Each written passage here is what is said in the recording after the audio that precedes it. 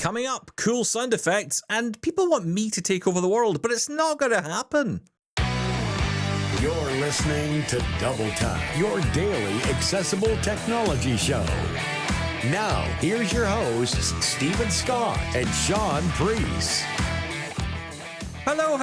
Welcome to Double Tap. And I've got to say, Shaun, before we get into this, before we start all this nonsense, I have to say, you know, we have been wasting way too much time today. And I blame Jim, one of our listeners, Jim, who got in touch with us.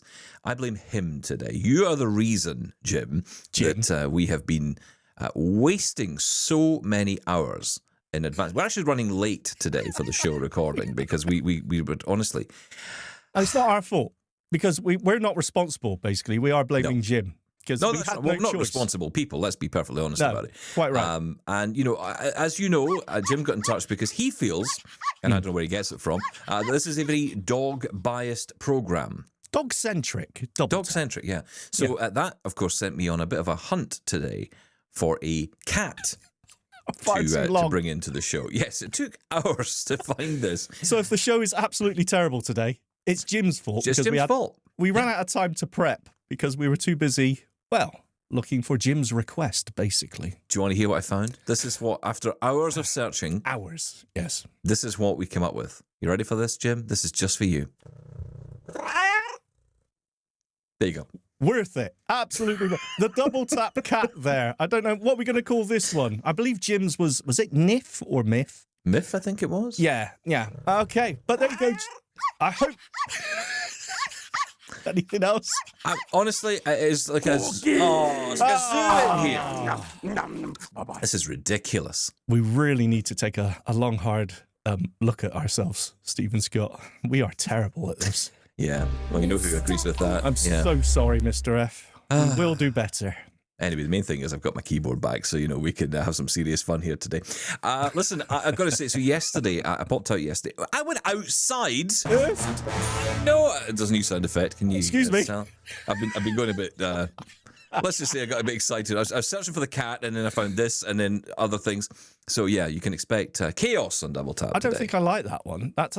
I'll be honest with you. Does that frighten you? It was a bit jarring. Yes, it's a bit of a jump scare. Do it again.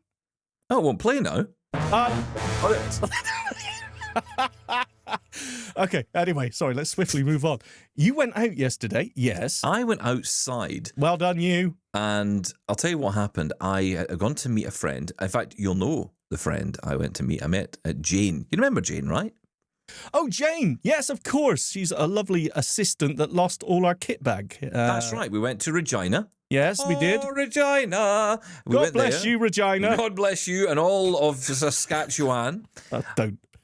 Yeah, that's right. And we went there, and Jane lost her bags. Yes. 2021. That was 3 years ago. Can you believe that? No way. We were reminiscing, we were laughing, and I was saying, yeah, that's right, you stole me money for losing that bag, yeah. But anyway, we talked about that, and we did various other things. But whilst I was waiting for Jane, I took along my computer with me to do some work. So off to the little hotel up the road we went, and whilst I was waiting for it, I took the laptop. And the thing was, I didn't take, now I have to say this quietly, I didn't take the MacBook. You took a Windows laptop? I took... I'm going to use this a lot, I think, today. We found in the edit. I took the Windows PC with me, my Lenovo laptop. I've got to say, as much as I like having Windows on the Mac, it's nothing quite like an actual PC. Can I just say, it's nothing quite like you are an actual PC. You are just so ridiculous. I know. We did a whole episode about running Windows on Mac and how great the virtual machine is. And then here you are toodling along today saying, yeah, actually, the dedicated Windows computer was better. Well, only because I'm audio editing, right? When you're audio editing on a VM, on a virtual machine, it's not as good. So, you know. Why? Yeah, you say this. Why is that? What's wrong with it? Well, I would have thought with the MacBook Pro I've got, which has got an M3 Pro processor in it. So, I mean, you know, it's a fairly beefy machine. Sounds lovely. Yes. It still struggles with audio, you know, and especially if you're using Bluetooth audio. Oh my no goodness. You can't use Bluetooth audio when you're doing audio editing. Why That's not? 101, Steven Scott. Pros with my MacBook. No, awful. Always wired. Well, anyway, I took my Lenovo with me, and Your there I Lenovo. went. Here's the other thing. Yes. This will be a shocking episode for many people today. Please don't hit that sound effect. Not only I'm just reaching for it. Not only did I take my Lenovo laptop with me, but I used NVDA. I know, not JAWS. And how was the experience? That's a great time. I was loving it.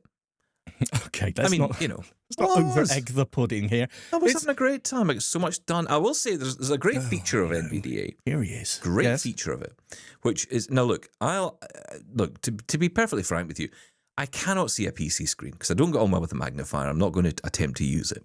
So You're I blind, don't use Stephen Scott. I hate to break it to you, and I want you to sit down. But get this yourself is the a point. whiskey. But this is You're the blind. point. But when you have that screen on, it doesn't matter if you can't see anything on it. Mm. You'll still try and look at it, right? So it doesn't matter how many times you tell yourself, you can't see it. I told you the story last year, sitting in front of the computer, working away, then realised, as I'm looking at the screen trying to figure out what's going on, I realised the screen wasn't even connected to the computer I was working on. So it was a different computer entirely, and in my head, I could see me working on that machine. You could see things happening. Yeah, I'm staring at the wall when I do edit inside in the house, and I'm working off the Surface, which is away in a corner somewhere with the screen curtain on, and I'm staring at the wall. I just convinced I'm staring at a monitor. I am absolutely not, obviously. No. Yeah, but I get you. That's what happens. So here's the benefit of NVDA. Well, one of the many benefits. And look, all screen readers have this in one form or another. But NVDA, there's something a bit special about this, and that is the screen curtain. I don't know if that's what they call it on NVDA, but ultimately it turns the screen off, right? And you can just work with the machine with the screen off. Now, I turned that on when I got NVDA working as my wanted. And I got it started. I got NVDA going, turned on the screen curtain. The thing is, there's no shortcut. There's no keyboard shortcut to turn it off. What? You saying that's wrong? I believe it's wrong. I know there's one to turn it on, but now you said turn it off. I'm doubting myself. You know what? I believe I'm running it right now. I'm going to try it. You carry on. Don't do that, because I want you to hear the story. This and that. Is it that? Is it? Sorry, you lost me. Okay, carry on. Right, we're back to this now, I guess. Yeah, because we have to get your attention back somehow. So here's the thing. Yeah. You have to go into the menu, and it's not hard to turn it off again, right? You go into the settings of NVDA, and you can find it under Vision, I think it is, or Visual. Yes. And you can go and turn it off. But the problem is you've got to go and do that, right? But that's a good thing, I think, because once you've got the screen curtain on, the hassle to go and find it to turn it off isn't worth it. So you just leave the screen curtain on all the time. And it means it forces you to actually listen to your screen reader properly, as opposed to going, is that doing what I think it's meant to be doing? Is that Are you thing moving? squinting at your screen, Stephen Scott? Always. And That's I don't know not why. good. But can I tell you that using it yesterday in the hotel without the ability to I got so much done. Like, I managed to connect to the hotel Wi-Fi, and I was so happy with myself. I was like, connected to the hotel Wi-Fi. You've got to go through all this, connect with Google, or, connect with this, or, give me the name of your firstborn pet, or whatever it is. And I managed to do all that, and I got set up, and I was using the Windows T taskbar command to be able to first let her navigate to apps, and there I am, and I was on the web, and I was downloading information, and I was having a great time. Yes.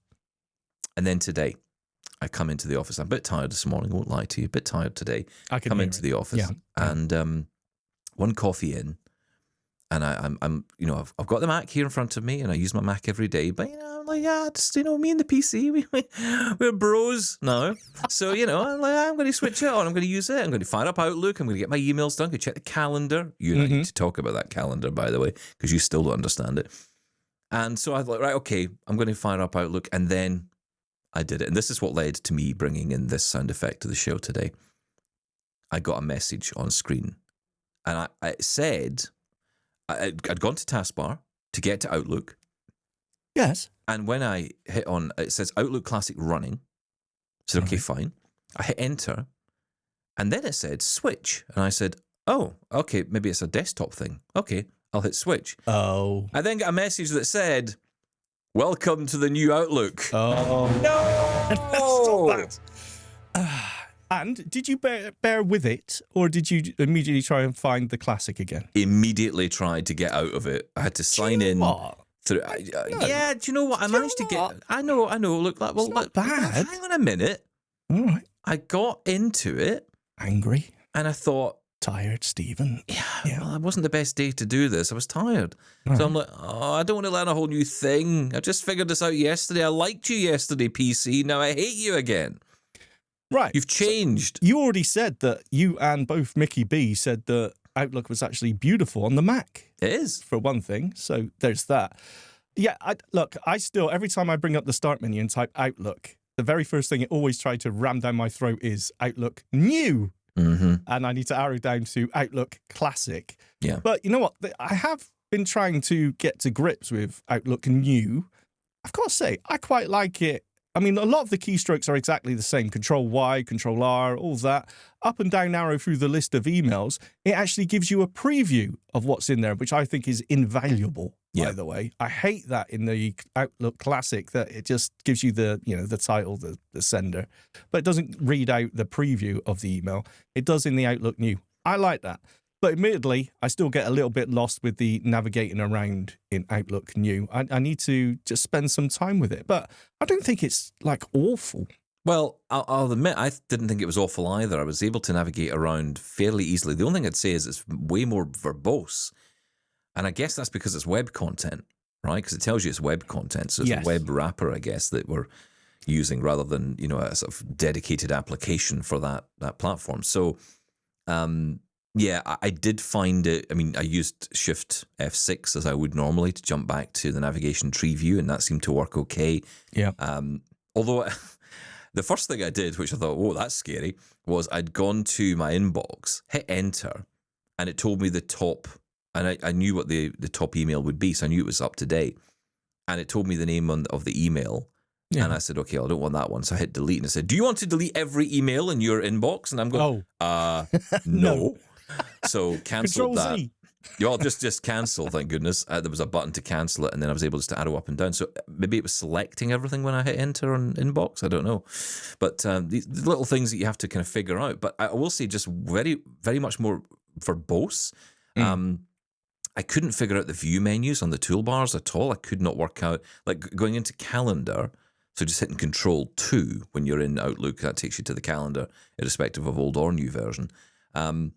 I was trying to get the week or the day view. I prefer to work off the day view, and then I just used to use the arrow keys just to go right and left to go between the days, and then up and down through the time. Because if you don't, you get lost, and it all collapses in on itself, which I found out, which is why I can't use it. Yes. Well, this is, you got to change that view back to daily because it does make it easier. Basically right and left to get you through the calendar, up and down through the hours, and then you can tab to get to specific events. Yeah. Okay. It's not that difficult, to be honest. I mean, I thought a man of your calibre would have figured that out by now. I think you've walked me through it. I think Mr. Lord Dr. Robin Christopherson has walked me through it at some point in the past. And every other person in the blind community has tried to talk you through it. I'm so used to, I just want to hit that tab all the time, and it just doesn't work. I know. I'll get used to it. I don't use the calendar. I don't use email most of the time, basically, so it's fine. Yeah. Events sent to Shaun. No reply. You know what, though? It is about spending time in that Outlook New. The new Outlook. It's like that with any app, isn't it? You've got to spend time in it. It is. But, obviously we got that extra layer on top of the screen reader commands that we're so used to. They're almost muscle memory. And like I say, the general ones, they seem to be transferring across to the new Outlook. So, yeah, I know. I feel your pain, Steven Scott. I will admit, it's not as bad as I thought. But then when I did, what happened was I got to the view menu. Well, not the view menu. I got to the menu at the top of the screen, the toolbar, and I could not get the view to work. I was hitting space. I was hitting enter. It wasn't. I mean, what I would have done in the ribbon menu would have been hit space on view, and then that would open up the options and then arrow down into that. But nothing seemed to be there, so I wasn't sure what was going on. What's it been now since the ribbon bar? What's it been? 15 years, maybe? I mean, I still miss the classic menu bar. The ribbon bar still is a bit clunky, isn't it? I'm forever going hitting space or hitting enter. No, I mean in everything. I mean in whatever, in File Explorer, in Word, whatever it is. that ribbon bar, still, for a screen reader point of view, it's not the best thing.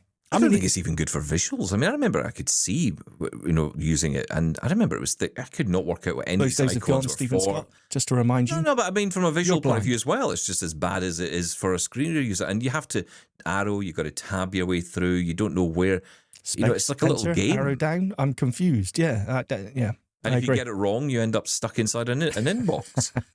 It's not a pleasant experience. But and this is where I think the Mac is really good, because you do have that top-down menu system, which exists in every application. So even if you have got ribbons in a Microsoft product, you can avoid all that by going straight up to the Apple menu. The menu and you can bar find is everything already in there. Yeah, so it's already kind of laid out in a list. That took me a long time to get used to, that the menu bar was just like a universal thing and it wasn't tied to an app. That's not actually correct, but you know what I mean. There's like one menu bar for all. It was just a bit weird. And saying that, what about if you get a notification through and you got to go that, what is it, VO F1 F1 or F2 F2 to get... That is terrible, by the way. So, as we said before, full circle, there's pros and cons to both. Yeah, there's good and bad in everyone. And also, NVDA key, Control and Escape will turn on and turn off your screen curtain. Oh, don't tell me that, because I don't. NVDA. Oh, I don't want to hear that, because then I'll turn it off. You see, now I'll be peering at my screen. You will ruin me, Shaun Preece. Well, don't. Okay. I thought I'd forgotten already. Wasn't even paying attention. Tell other people, though, so they know. I'll not listen. The NVDA key, Control and Escape, is the keyboard shortcut to turn on or off the screen curtain in NVDA. Okay, I wasn't listening to any of that. Good, well done. Which is pretty much standard process here. Yeah. Okay, shall we get to... let's get some emails. Come on. Email. We get emails. We get your email every day. Ding dong. Here's your mail today. This is ridiculous. Oh, dear. This is a network that brings you serious discussion about disability across Canada and indeed the wider world. Have you listened to the other shows? They are intelligent so good. people do these shows, and maybe this is just the filler. This is just the nonsense that sits between the serious people. We're the fluff. Is that what you're saying? Yeah, pretty much. Okay, I'm so sorry, AMI. And other shows. And everyone else, for that Yes. matter. Well, someone who's not saying sorry, someone who's saying thanks is Brian, and this shows us how far behind we are with the emails. Go back to Thanksgiving, Shaun Preece. Uh-oh. Just a quick note before the turkey and stuffing. On this day of giving thanks, I am very grateful that my friend Doug turned me on to Double Tap this year. You, Shaun, and Laura have brought me so much joy, laughter, and knowledge to me and thousands of others this year. Oh. Most days I get to listen on my lunch break, and often it is quite necessary to unwind after a stressful but productive morning.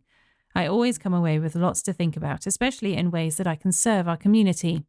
I have had to stop Wednesday's episode a couple of times to process and digest the topic. The problem of reaching so many who are unable to connect in new ways without being able to use vision anymore is something that weighs on my heart and mind continually. I have a long letter on this topic brewing, and has been for quite some time, so hopefully I get a chance this weekend to get it all down. Alrighty, off for football, food and family. God bless, Brian Clark. Oh, thank you, Brian. The bee man. That was very nice. Thank you so much. And happy Thanksgiving. And sorry, it's belated. Belated, yeah, I know. But no, thank you for the lovely comments. That means a lot. And it does. Yeah, I mean, this is just mostly nonsense, but we try to bring you some news in amongst it as well. Yes, it's shared nonsense, though, with the Double Tap family, We got to have a laugh in life. I mean, it's not exactly as if the world is in the best of conditions. We may as well try and laugh our way through some of it. Laugh or cry. Carry on. Okay, thank you for that. Now, that topic that you're talking about there, Brian, is, of course, when I brought up this whole thing about, organisations for blind people, really thinking about technology in a more serious way, in a more meaningful way. So, making it possible for us to either go to a centre. I have this vision in my head, and I was talking to Jane yesterday. Yes, not that one. We're in trouble for that. But I was talking to Jane about this yesterday over dinner, and I'm saying, listen, I have this idea in my head of this national centre for blind people. She's like, go create it. I'm like, I don't have time. I'm not doing it. We're but searching for someone else sound should effects. Yeah, exactly. I'm We're getting doing cat important effects to work. find. Not sitting building national What do you centres. mean by that? A national centre? Explain yourself. What do you I mean? just think, I was sitting, with the Mantis Q40 the other day. I've really keen on this BIX20 little Braille display. Yes. But that, as I've found before, the challenge is obviously you need to know how to write in Braille as much as to read in Braille to use a Braille display that's got that Perkins style keyboard input, right? So that's one thing. Yes. So Braille classes, really important to get access to Braille classes. So once you've gotten used to even grade 1 of Braille, you don't necessarily need, I don't think, to go as far as grade 2 or what they call the sort of unofficial grade 3, which is computer Braille. I don't think you need to go that far, but you need to have a basic grasp of Braille in order to use that, okay? So that's one thing. Classes are important. But then you buy something like a Braille display, and it's very difficult to get information that says, this is what the thumb keys are. This is what panning keys are and what they mean. There's lots of almost like expected knowledge. Is it that difficult? If you're buying a Braille... Look, I've never bought one. But if Well, you buy... Right? I know you have. If And you buy that's one, why I'm saying I find that people talk about these terms. It'd be like me just suddenly, getting access to Elon Musk's SpaceX rocket and being told, you just push that thing there and you use this thruster, and it's no. what does all that mean? I agree with you. A Braille display is almost alien technology. Yes, right? Because it's so far away from what, if you're even used to a computer. If you've not used a computer before, it's even further away. Mm-hmm. But the point is, when you buy this, and I'm again coming down to price, which always comes up in the conversation, but I would have thought this would have been as part of the price. Do you not get some sort of option for, an introduction, a one-on-one tutorial when you're buying this? No, never have. And I will say that on one occasion I did, there was a heck of a lot of expectation already, so almost like I had the knowledge. And this is why I used to say, it feels like a secret society when you get one of these devices, because suddenly you're being told, okay, so you'll know how thumb keys work. And I'm like, I have no idea what that even means. What the heck is a thumb key? Yeah, no idea. Panning, I kind of understand, but what I'm trying to work out is, what does that mean in relation to like the screen I'm looking at? Because you're essentially looking at two displays with a Braille display, if you think about it, right? You've got your monitor in front of you, which is displaying, say, a line of text. But your Braille display can only display 20 or 40 cells or characters, if you're in grade 1, of that line. So the panning keys are allowing you to go along the line. But my question was always, okay, but what's happening if I move? Like if I'm changing position with the Braille display. Focus shifting on screen. Yeah, so where am I on screen with the text? And it was like, people would ask me, they'd say to me, you don't know how this works? And I'm like, no, because I've never had a Braille display before. How would I know how this works? Yeah, but it's no different from people with a smartphone. Are you seriously telling me that every child is just born with this information downloaded into their heads? Yeah, look, I totally get you. I totally get you with this. And each individual situation is very, individual. But the point is, we have the same thing with smartphones. I mean, we're guilty of just assumed knowledge from someone, right? We say, had that email about swipes and they ask us anything, right? Exactly. How does swiping work? Yeah, absolutely. That's what comes to mind. But that's my point. This is exactly my point. This is why I think we need something like a national centre to go to spend time at. I'd love that. Can you imagine being able to just say, right, I'm going to book myself in for a 3-week course on Braille displays or a 2-week course or a 6-week course on Braille or, learning how to use a smartphone. Doesn't that exist? Like it's CNIB, RNIB, or whatever it may be. I don't think it does. I mean, look, I can't speak for every organisation in every part of the world, but my point is that there is I don't think there's any national place that blind people could automatically point to in their country. There may be pockets. If you live in this area, there might be a thing, or you might live in this part of the world, there's a thing, but, Stop. Is the problem availability of these services? Or, if we're honest with ourselves, is it us being actively engaging with these services? I mean, I was never, these services never really reached out to me back in the day, and I never reached out to them. But they were there. I mean, the facilities were there. I just never, I wasn't in a place where I wanted to do it. So I feel there's a lot out there for young children or younger kids, and absolutely there should be. I feel though that there's a lacking when it comes to adult learning. Again, though, that's my big issue with a lot of this. Who is that? Who's the responsibility on? Is it down to the organisations, which I say the services are available, and even if they're not available, it's because they're not being used. Maybe because of lack of use that the services have been closed down. I can speak for one organisation. Well, I say speak for. I can say that the RNIB in the UK doesn't have it because I've never heard of it.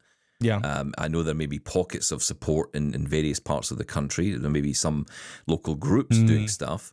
But, there's not a national centre, for example, in the UK, right? That doesn't exist. And I don't know why it doesn't exist. And in fact, we know that RNIB recently cut back the amount of technology support people they had.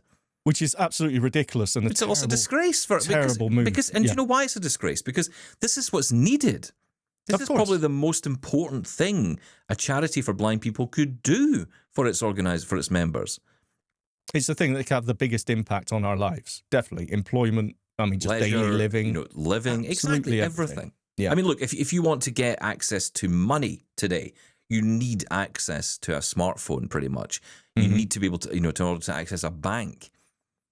Got no banks left where I live. They've closed them all down. That's right. If you want to access, but what I'm talking about is if you want to know what your bank balance is, you can't go to a machine anymore and put your card in and bop, bop, bop, bop, and then get a little piece of paper that spits. And there's even some with a headphone jack that have a screen reader built in. But not where I live, for example, nothing. Yeah, I agree. I take a bus to the next town, which is ridiculous, right? But the point is now it's all on your smartphone. What if you can't access that? And not only what if you can't access it, because it goes back to this point we've had this discussion a few times on the show where people get in touch and say, yeah, it's all right for you, Stephen. It's all well for you saying, learn smartphones, but a lot of us can't. Well, I don't know if that's necessarily the case. I know there are some people who, of course, can't physically. There could be perfectly good reasons for that, that physically someone can't learn a smartphone. Yes. But a lot of it, I think, is because maybe the only experience someone has with a smartphone is the grandson or the granddaughter or the mother or the father walking in and saying, here, there's a smartphone, figure it out. It talks, and you've got no idea what to do with it. You're in the position I was in with the Braille display, which is, okay, what do I do with this thing? It's talking, but I have no idea why it's talking, what it's saying, what it means. We take all of that for granted, you and I. We do, because we just use it every day. That's what we do. But it's so vital for so many people. So the idea is that, a lot of people out there are kind of classed with they can't learn it. I've been told by so many people who, by the way, are sighted people. Older people, they don't use that kind of technology. They don't understand it.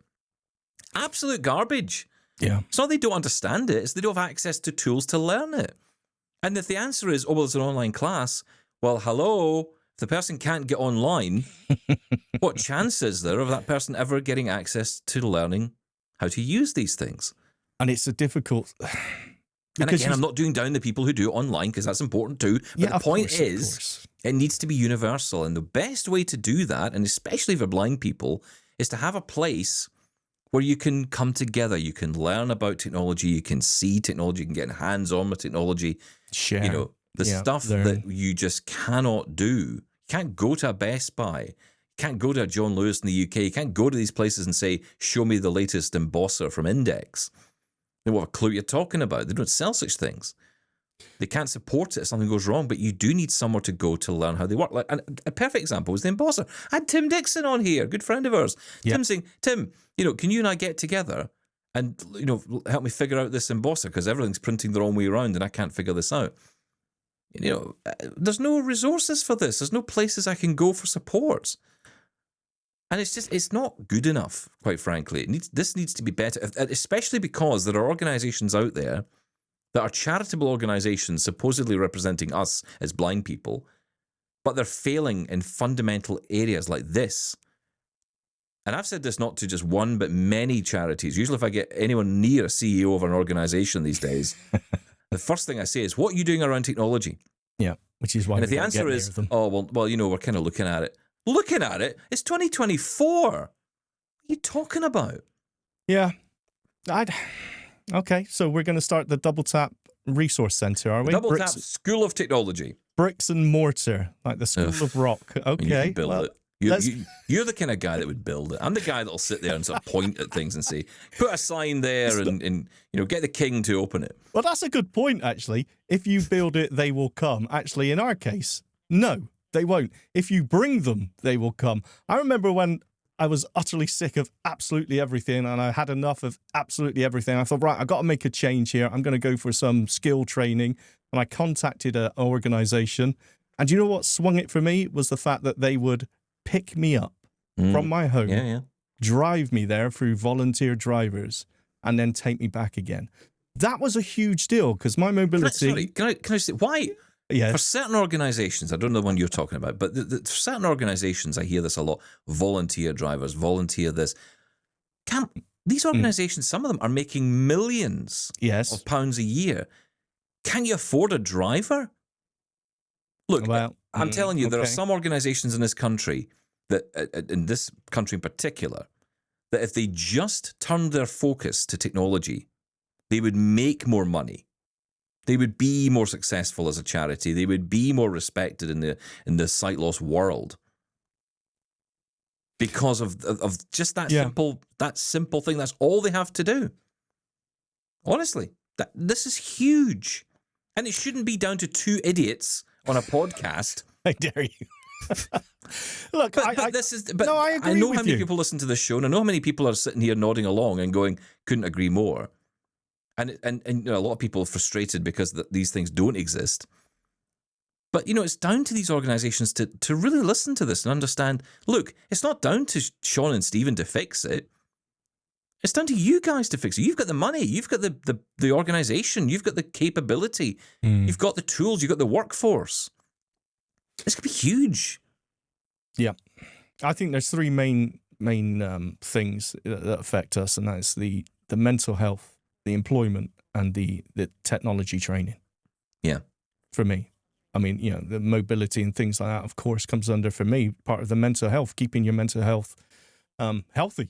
I mean, you need to keep a social life going to avoid that isolation. And for me, technology is a huge part of it. But I think there's three main things that these organizations need to cover.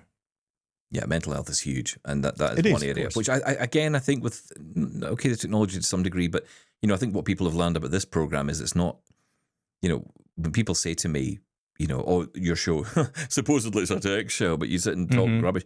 The truth is, what I've learned over the years is that the technology has actually enabled me to connect into the blind world way more. Not even through the technology. I mean, the technology was part of it. But you and I didn't meet because of that. We met because I heard you on a podcast. Okay, you could argue that was a connection. But, I contacted you by phone. We had a chat over the phone. We got on really well. And that's how we became good friends. And then I met other people as a result of that. And, it kind of connected me into a world that I felt very much a part of at that stage. But before it, I didn't. And I think that's really important as well. That's part of the journey of kind of getting almost comfortable with yourself. I know that old cliche is a horrible thing, and people say, you got to love yourself. But it's not that you'll need to love yourself. Goodness me, I don't want to do that. But I do think you've got to like yourself. I do think you've got to at least, understand who you are as an individual. And that acceptance, that's a long road. And it can be a lonely road. And it actually, if you're lonely on that road, you're probably not going to get there very easily. Yeah. Because you're always going to battle the same demons every single day. And, I feel just having people around to talk to, and that's why I know you, if you're listening to this and you're saying, this is why I listen to your show, because I feel I've got that connection with you guys. Well, that's great. That's what this is about.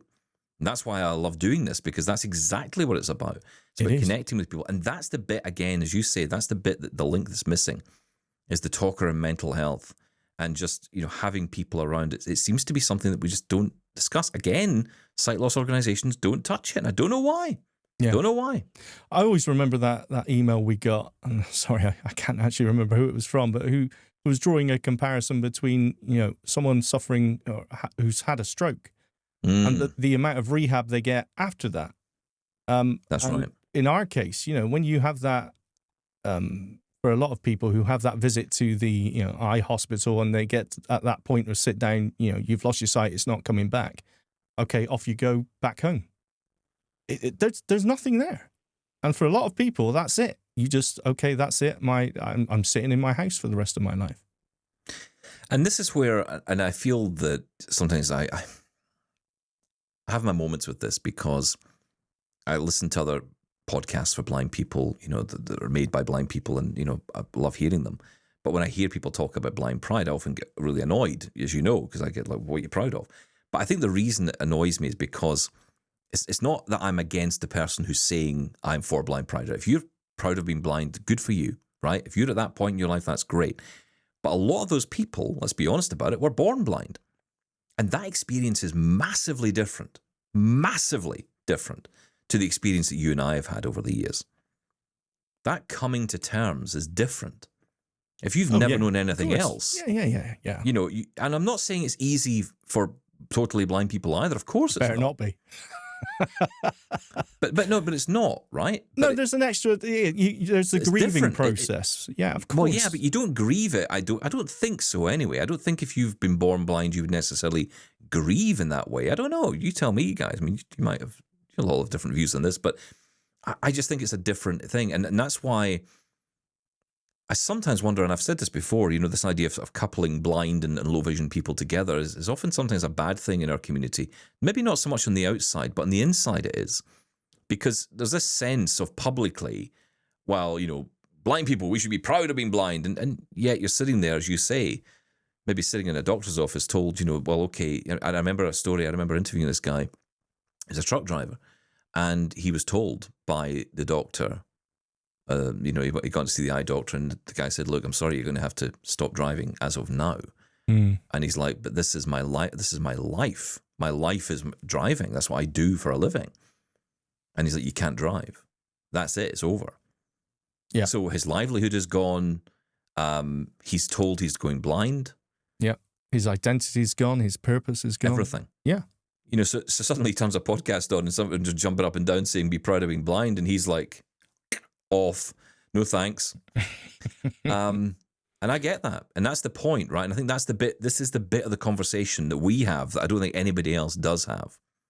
And I will continue to have it because I want to stand up for those people who can't speak at this point. That's the point. Those people are not going to come on and talk to us at this point. You will be listening, because I know you are. But you're not prepared to speak at this point, and I 100% understand why, because I was never prepared to do it. I remember... Listen, I went through the worst time in 2017 with my vision. And I remember I was working at the RNIB at the time. And I remember having a stand-up fight with someone in a room because they were telling me, you have to talk about this on air. And I'm not talking about this. Yeah. This is not. And they're like, but you work at the RNIB, you work on a radio station for blind people, you got to talk about this stuff. And I'm like, no. Mm-hmm. Now, looking back, I can see how that would have helped people out there, but it didn't help me because it's the last thing I wanted to talk about. And that's why the tech show was so good for me, because I was able to sort of talk about it and almost cloud it in something else. Yeah, that's right. Yeah. It was almost deflected. And this is what I mean. It's like such a mental, it's such a difficult topic. It really is. And it's so different for everyone, but there are so many similarities I think we all face with this. And that's why I feel the discussion is important. Wow. Where did we start? I thought we started with cat sound effects, and we were all happy about a minute ago in suspense. I can't even remember. What was the email? Outlook was terrible. We just played in. Thanksgiving. Giving thanks. Wow. Thank you, Brian. That's about a week ago.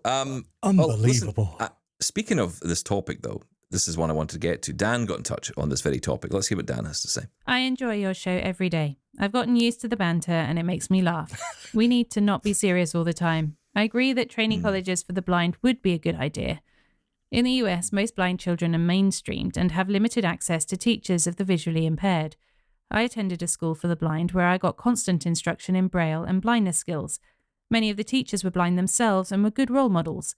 Our rehabilitation system for adults focuses on getting blind people an education or job. Education is available for people who lose their sight as well as people seeking higher education. What is lacking is continuing education. Blind people can lose their jobs when technology changes. That happened to me a number of years ago. A sighted person can attend a college, university, or trade school and receive an accessible education and job placement. There is no equivalent in the blind community. I am not aware of many programs which retrain blind people for competitive employment. There are non-profit agencies which train and refer people to jobs in the information technology field.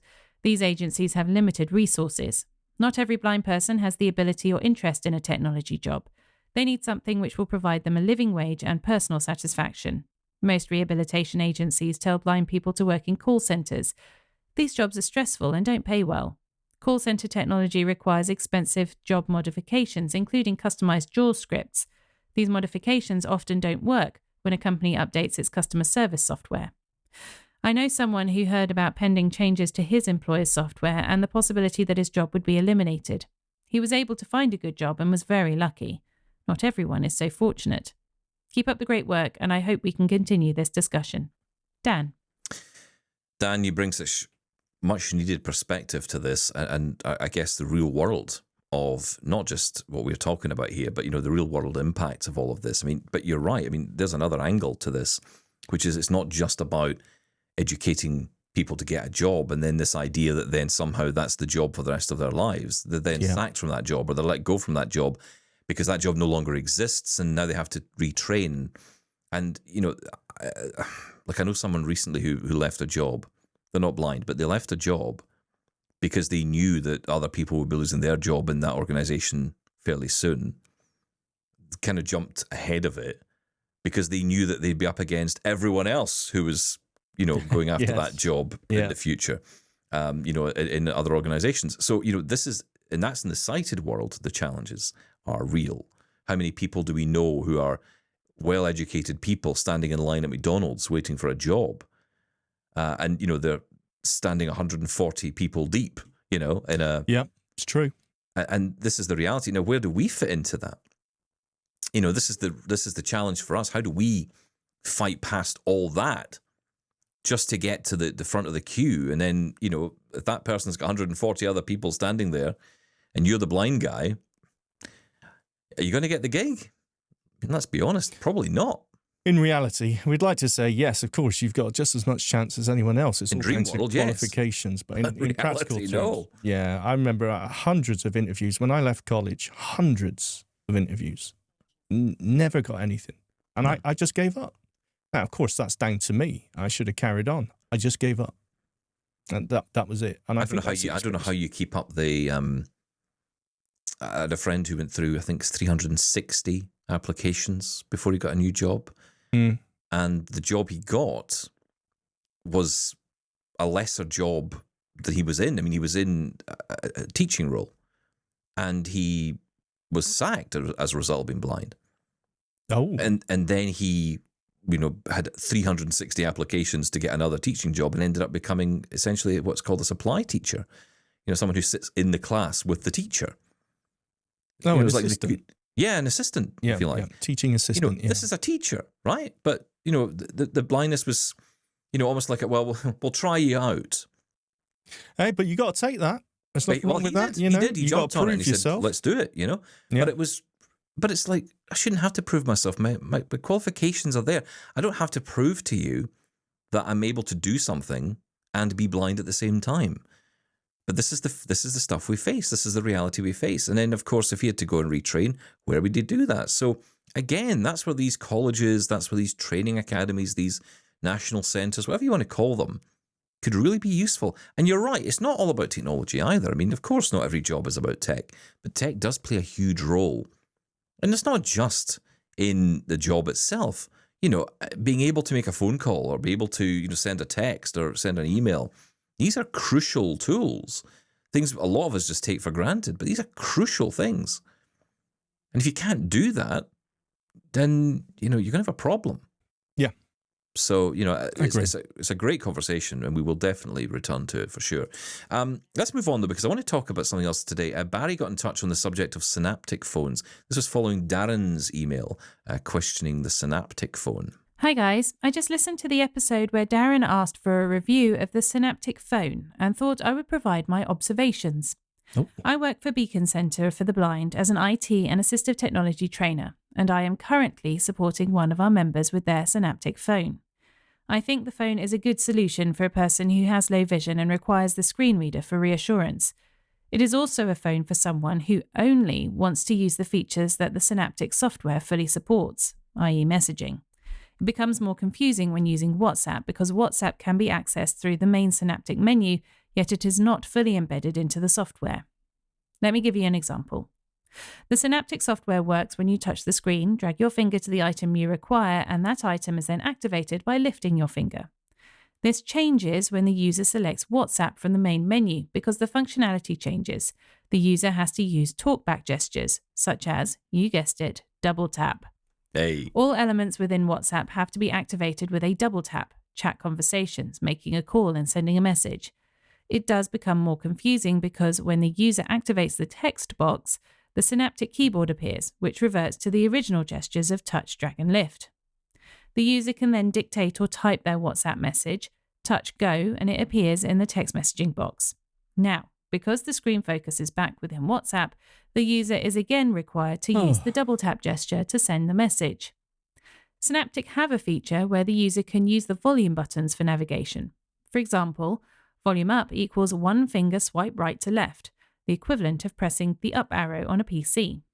Volume down, one finger swipe left to right, the equivalent of pressing the down arrow on a PC.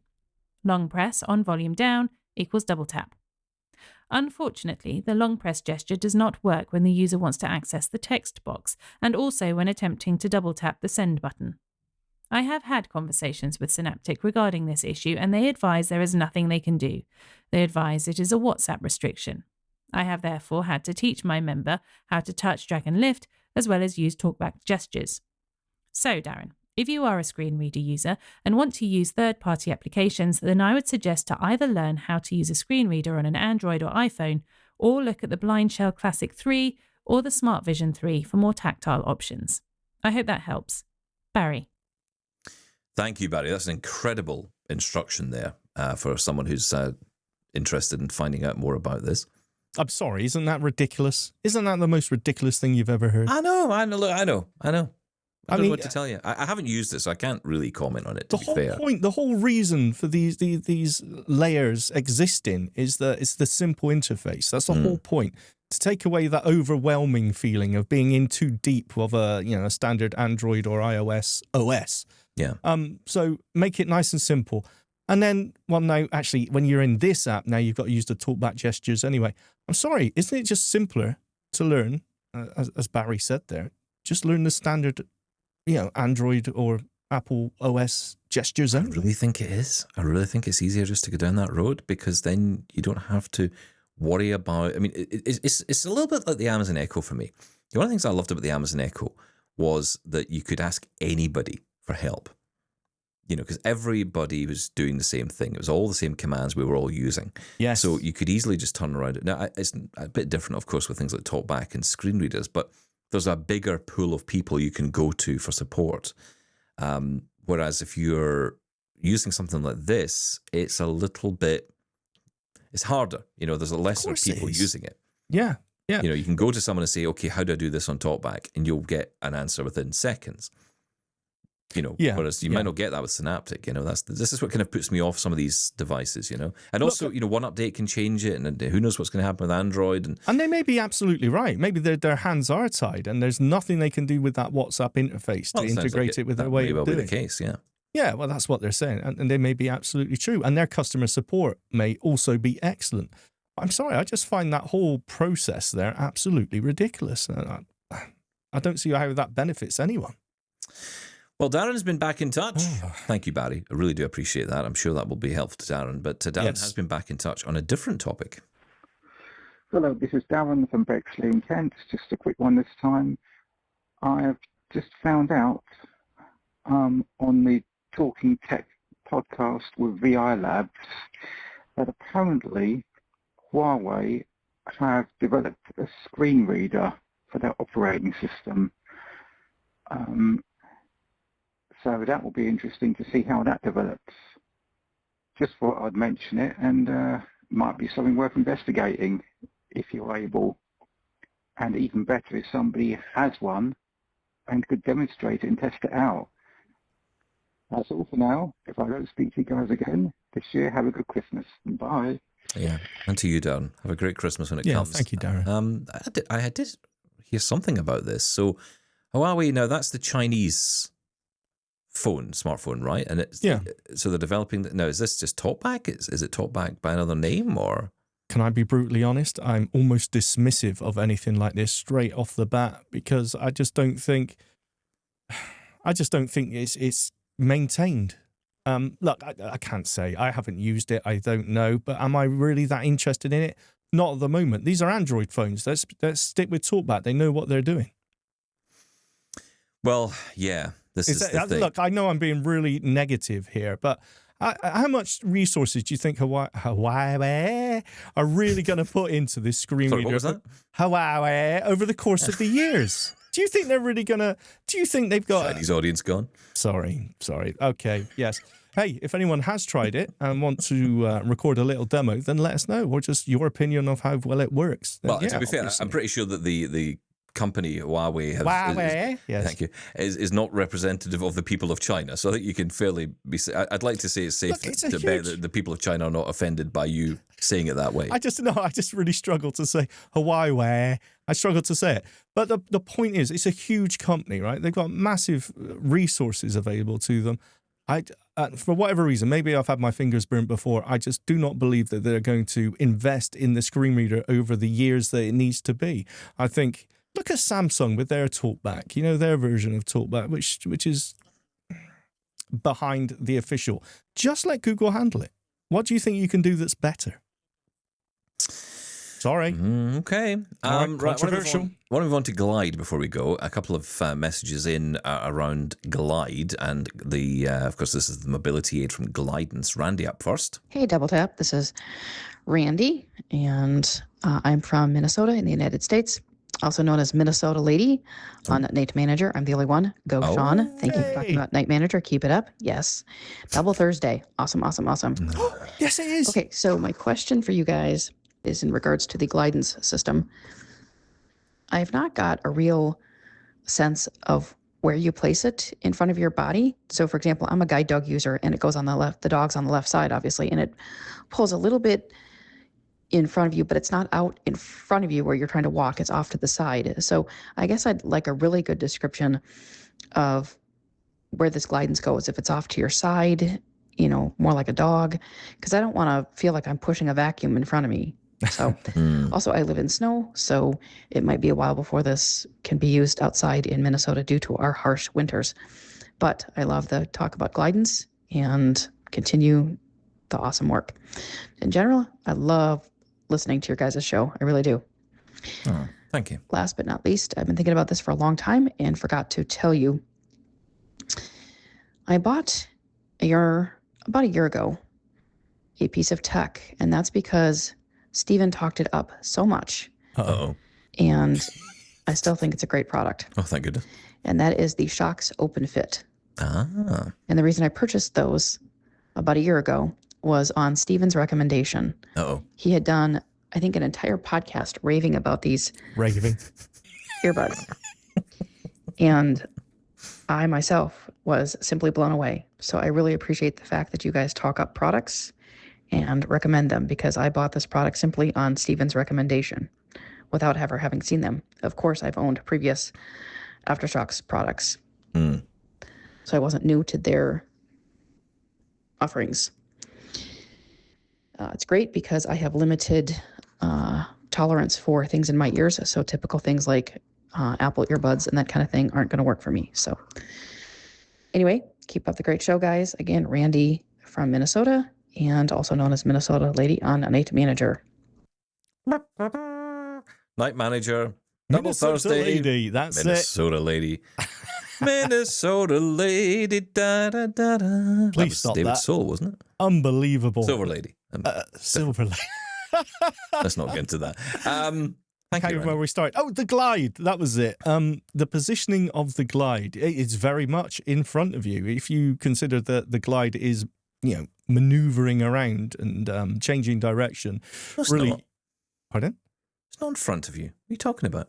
course it's in front of you. You push it in front of you. What are you talking about? No, but what Randy's asking is, Yes. are you holding it in front of you or are you holding it to the side? Yeah, no, you're holding it in front of you. It's not in front of you, it's at the side of you. Oh, this is It's absolutely exactly ridiculous. like a guide dog. No, it is You not. haven't had a guide dog. I have had a guide dog. I have authority. It's the only thing I can ever speak with authority on. It's exactly the same as having a guide dog. I would say, the way the handle. Completely oppositely different. I was hands-on. I got training with this. Feedback at doubletaponair.com. How do you hold the glide? Directly in front of you, like you are pushing a vacuum cleaner. In front of you. You've got no idea what you're talking about. So you hold it to the side. No, you don't. You can have it in either hand, right?